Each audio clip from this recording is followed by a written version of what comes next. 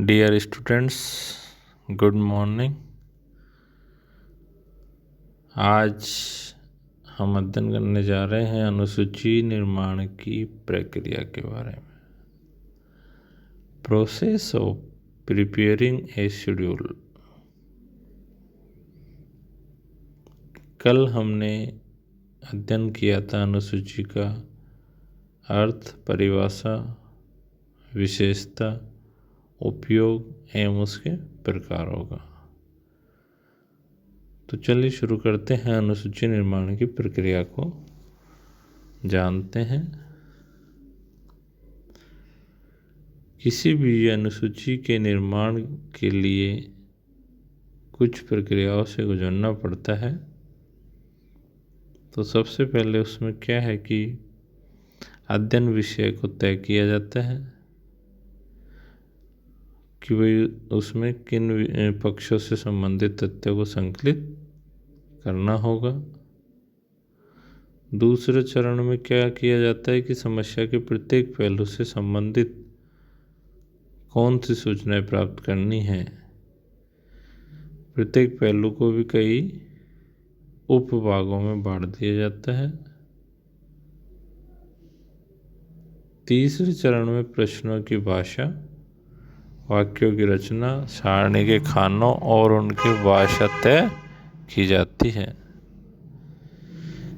चौथे चरण में बनाए गए प्रश्नों को एक व्यवस्थित क्रम में लगाया जाता है जिससे कि क्रमबद्ध रूप से सूचना प्राप्त की जा सके और फिर उस प्राप्त सूचना को आसानी से सारणीबद्ध एवं वर्गीकृत किया जा सके।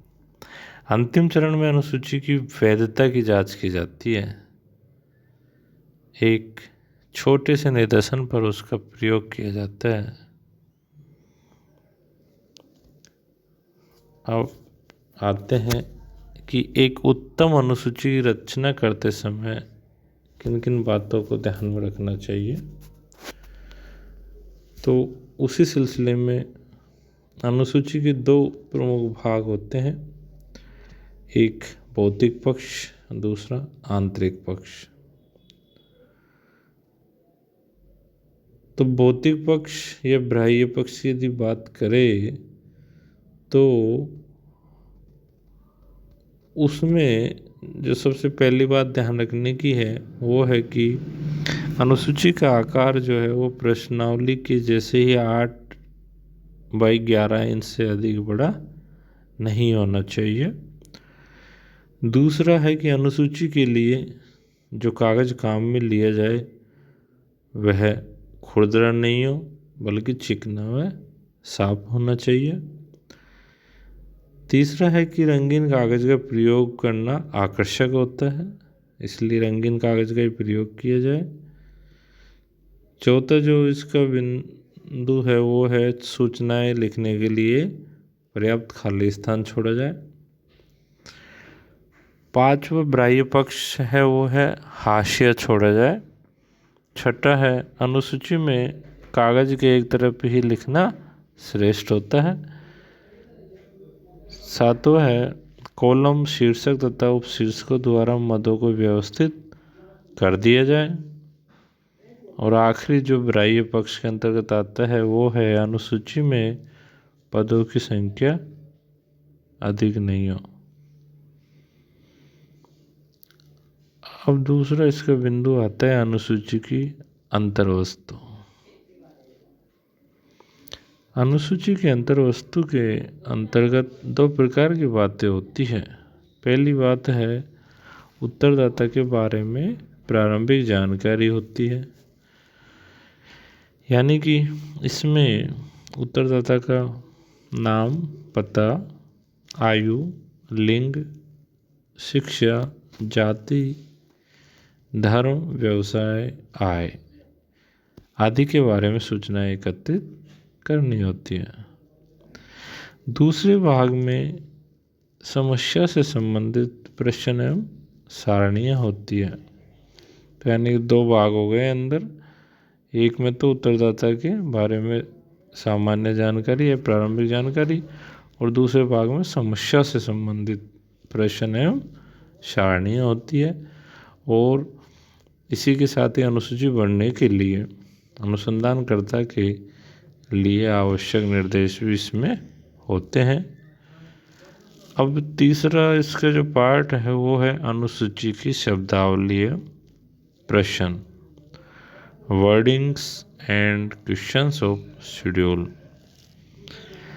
अनुसूची में प्रश्नों के द्वारा सूचनाओं का संकलन किया जाता है, अतः उसके निर्माण में उचित शब्दों एवं प्रश्नों का चयन करना जरूरी है, जिनके अभाव में हम अपने उद्देश्य में सफल नहीं हो पाएंगे।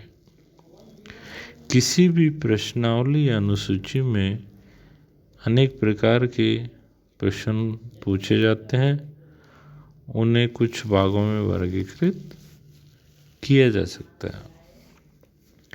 सबसे पहला है अनिर्दिष्ट प्रश्न। इस प्रकार के प्रश्नों के उत्तर देने में सूचनादाता को आज़ादी होती है और वह अपनी राय किस प्रकार चाहे, यानी अपनी राय जिस प्रकार चाहे व्यक्त कर सकता है। इस प्रकार के प्रश्न जो है वो प्राय किसी समस्या पर जनमत जानने, उसके कारण एवं उसका समाधान ढूंढने के लिए बनाए जाते हैं। इनके उत्तर जो है वो अनिश्चित एवं लंबे होते हैं। सूचनादाता की मनोवृत्तियों को जानने के लिए भी ऐसे प्रश्न पूछे जाते हैं। यदि ऐसे प्रश्नों की बात की जाए तो उसका एक उदाहरण है कि आपकी राय में छात्र असंतोष के क्या कारण है। तो इसमें उत्तरदाता अपनी इच्छा से कारण बताएगा और ज़्यादा भी बता सकते हो, ये कोई सा भी कारण बता सकता है। दूसरे जो इसका बिंदु है वो है निर्दिष्ट प्रश्न। इनमें प्रश्नों के संभावित उत्तर पहले से ही लिखे होते हैं और सूचनादाता को इन्हीं में से कोई उत्तर चुनना होता है। ऐसे प्रश्नों के उत्तर देना सरल होता है। जैसे उदाहरण के लिए, आप शिक्षित है अथवा अशिक्षित, तो इसके सामने लिख दिया जाएगा दोनों, शिक्षित ऑब्लिक अशिक्षित, तो दोनों में से किसी एक को चुन लेगा। तो यानी कि इसमें उत्तर देना आसान होता है। तीसरी तरह के जो प्रश्न है वो है दोहरे प्रश्न। जब किसी प्रश्न के दो ही संभावित उत्तर हो सकते हो तो ऐसे प्रश्नों को द्वंद्वात्मक अथवा दोहरे उत्तरों वाले प्रश्न कहते हैं। इन प्रश्नों का एक उत्तर सकारात्मक होता है और दूसरा नकारात्मक होता है। उदाहरण के लिए, क्या आप अनुसूचित जाति के छात्र हैं? और इसी के सामने लिख दिया जाता है हाँ ऑब्लिक नहीं। तो यानी कि इसमें केवल दो ही ऑप्शन होते हैं और एक सकारात्मक होता है, एक नकारात्मक होता है।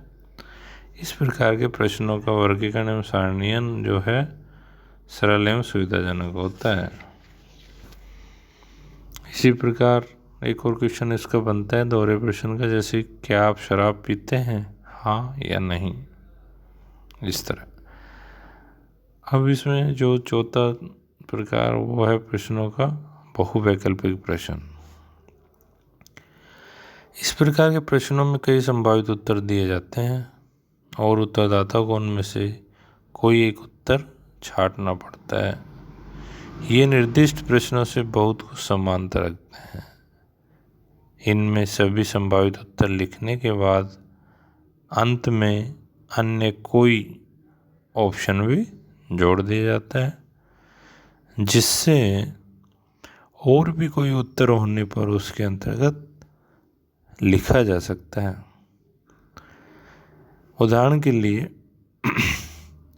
एक प्रश्न है बहुवैकल्पिक प्रश्न, वो है जीवन साथी के चुनाव में आप किसे प्राथमिकता देंगे। तो इसमें ऑप्शन है पहला स्वास्थ्य एवं सौंदर्य को, दूसरा आयु को, तीसरा पारिवारिक पृष्ठभूमि को, चौथा शिक्षा को, पांचवा संपत्ति को, छठा स्वभाव एवं गुण को, सातवां अन्य कोई नहीं, अन्य कोई। अब पांचवा जो बिंदु इसमें है वो है निर्देशक प्रश्न। जब किसी प्रश्न के द्वारा उसके उत्तर की ओर संकेत किया जाता है तो उसे निर्देशक प्रश्न कहते हैं। ऐसे प्रश्न पक्षपात को प्रोत्साहन देते हैं, लेकिन यह आवश्यक नहीं है कि उनका उत्तर सदैव हाँ में ही दिया जाए। फिर भी ऐसे प्रश्न चूंकि संकेत एवं सुझाव देने वाले होते हैं, अतः उनके सकारात्मक उत्तर की ज़्यादा संभावना रहती है। ऐसे प्रश्नों के उदाहरणों में है कि क्या आप मानते हैं कि स्त्रियां प्रशासन के योग्य नहीं होती? हाँ ऑब्लिक नहीं। तो ये हुआ निर्देशक प्रश्न। अगला जो है वो है बहुअर्थक प्रश्न। इस प्रकार के प्रश्नों की भाषा जो है वो ऐसी होती है कि उनके एक से अधिक अर्थ निकलते हैं। ऐसे प्रश्नों के सूचनादाता अपने अपने अर्थ लगाते हैं। ऐसे प्रश्न अनुसूची एवं प्रश्नावली में सम्मिलित नहीं किए जाने चाहिए। इसका एक उदाहरण इस प्रकार है, आप कहाँ के निवासी हैं? तो इस प्रश्न में यह स्पष्ट नहीं हो पा रहा कि आपका घर पूछा है, गांव पूछा है या प्रांत या देश। अगले प्रकार के जो प्रश्न होते हैं वो है श्रेणीबद्ध प्रश्न। इस प्रकार के प्रश्नों में उत्तरदाता को कई उत्तरों में से एक नहीं बल्कि सभी को चुनना अथवा उन्हें अपनी पसंद के अनुसार एक क्रम में लिखना होता है। इस प्रकार के प्रश्नों में अनुसूची में छपा हुआ क्रम उत्तरों को बहुत प्रभावित करता है। इसका उदाहरण देखते हैं। आप कौन सा व्यवसाय पसंद करते हैं? सबसे पहले है भारतीय प्रशासनिक सेवा, फिर पुलिस सेवा, फिर व्यापार, वकालत, डॉक्टर, इंजीनियर, प्रोफेसर।